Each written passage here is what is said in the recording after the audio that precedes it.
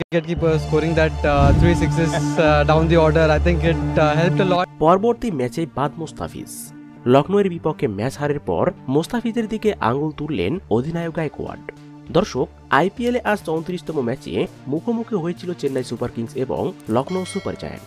এই ম্যাচে টসে হেরে আগে ব্যাটিং করতে নামে নির্ধারিত 20 ওভারে 176 রান তোলে চেন্নাই সুপার কিংস। জবাবে খেলতে নেমে এক কথায় হেসে খেলেই চেন্নাইকে হারিয়ে দেয় লখনৌ সুপার জায়ান্ট। আর এই ম্যাচে মোস্তাফিজ নিজের করা প্রথম ওভারে দেন 8 রান, দ্বিতীয় ওভারে দেন 7 রান। এরপর তৃতীয় নম্বর ওভারে এসেই 1 উইকেট সহ 13 রান খরচ করেন মোস্তাফিজ এবং নিজের করা সর্বশেষ ওভারে 15 রান খরচ করেন। মোট 4 ওভারে 43 রান খরচায় কুইন্টন ডিককের উইকেট নেন মোস্তাফিজ। তবে মোস্তাফিজের থেকেও খুব বাজে বোলিং করেছে বাকি বোলাররাও। তারপরও ম্যাচ শেষে উপস্থাপকের করা প্রশ্নে মোস্তাফিজের দিকে আঙুল তোলেন চেন্নাই অধিনায়ক গায়কোয়াড়। তিনি বলেন, মোস্তাফিজ আজ ডেথ ওভারে খারাপ বোলিং করেছে।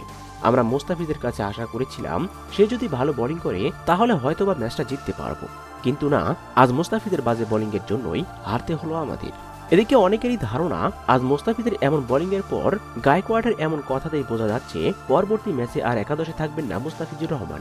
তো দর্শক, উপস্থাপকের করা প্রশ্নে মুস্তাফিজকে নিয়ে গায়কোয়াড়ের এমন মন্তব্য আপনারা কিভাবে দেখছেন? অবশ্যই কমেন্ট করে জানিয়ে দিন এ নিয়ে আপনার মূল্যবান মতামতটি। ধন্যবাদ।